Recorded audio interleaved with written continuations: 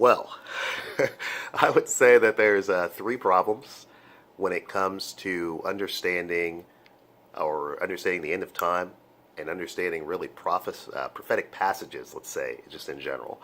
So this is going to be kind of a real fast one, two, three of what the biggest issues are in understanding how prophecies are fulfilled and really understanding ultimately the end of time. So over my past, really 2, 3 years that I've been dealing with this specific problem, I've come across really these specific problems. They are one, contextual reading. This has got to be problem number one. You cannot read an account and not properly assign the words you, we, us, they, them, especially the word you. That's one of the top questions I ask myself in the Bible when I'm reading the passages. Who is you according to context? If you will read the word you according to context, you'll find that oftentimes it doesn't mean you, as in the great body of believers that will exist for all time, possibly being you, the person alive today in 2017. What you'll find in many instances is that the Bible will be recording a conversation that is being held between actual living humans. This conversation is being recorded.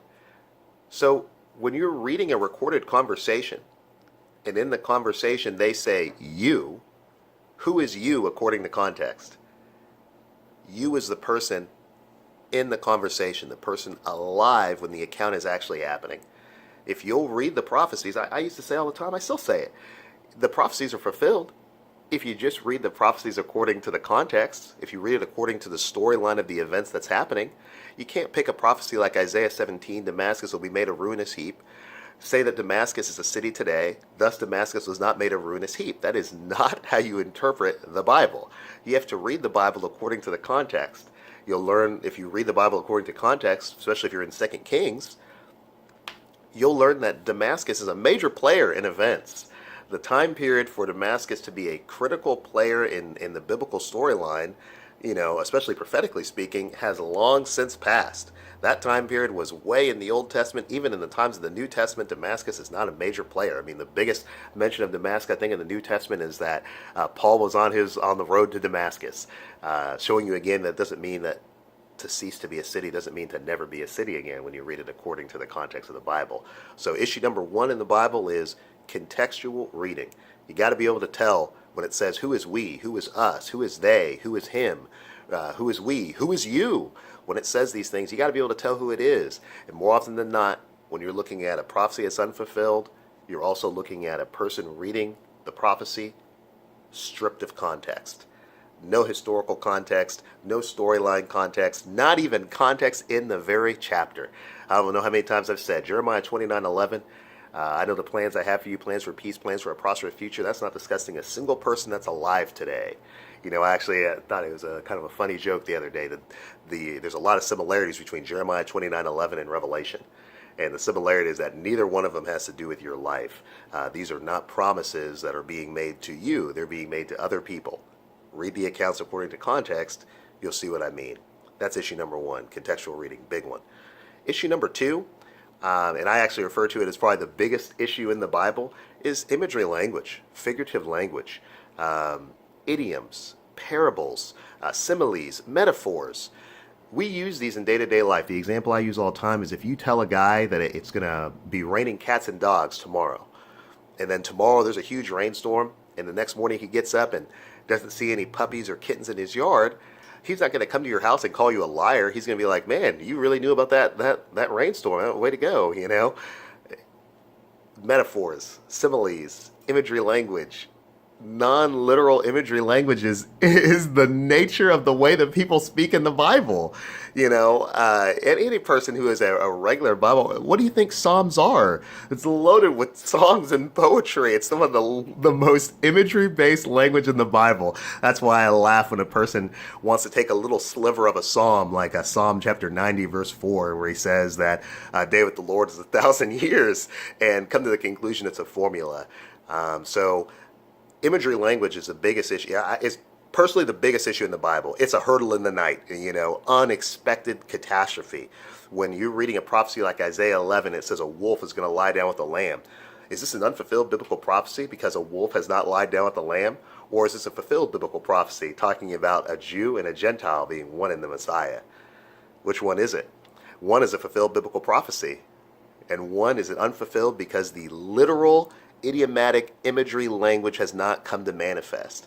Realizing, of course, that, how does a person put this without sounding really harsh? To expect a metaphor or an idiom to literally manifest is foolishness. Everyone knows this. I don't think that's wrong to say. Not knowing that a thing is an idiom or that it's imagery language is one thing. But demanding then that these things be taken literally in order for the prophecy to be fulfilled, it's ridiculous. Read the accounts. Read the account according to context, and you'll notice, this little section here seems very outlandish compared to the rest of this. I wonder if maybe some kind of imagery motif is going on. The Bible said, I'm going to bring you into a land that's flowing with milk and honey. No rivers of milk, no rivers of honey. It's idiomatic language talking about goodness. That's how they talk in the Bible all the time. You got to understand this. If you are taking imagery language and interpreting it literally, you are coming to a conclusion that no one was ever putting forward. That's why the end of time happened in the past and we don't recognize it. So issue number 2, imagery language. I personally think it's the biggest issue in the Bible. And then issue number 3, the final one, which is really a collection of words. The reader has to be aware of a number of words just don't mean what they seem to mean. And really it's 3 words in particular: the word world, the word earth, and the word forever. These 3 words mean almost the exact opposite of what you mean. When a person uses the word word in the Bible, uses the word world, in the Bible, most people don't know that this is being translated from a number of different words. In the Greek, for instance, you've got the oikoumene, that's world. You've got gi, that can be world, that can be earth. You have cosmos, that can be world, that can be earth. Oftentimes the word world can just mean out in the world, or it can mean being worldly, or it can mean the world being the area that we live in. Very, very rarely does it mean the world as in literally the entire globe. Same issue with the word earth. In the Old Testament, it's the word eretz. That's usually translated for earth. But the word earth, when you go look at the translation, it's earth, comma, land.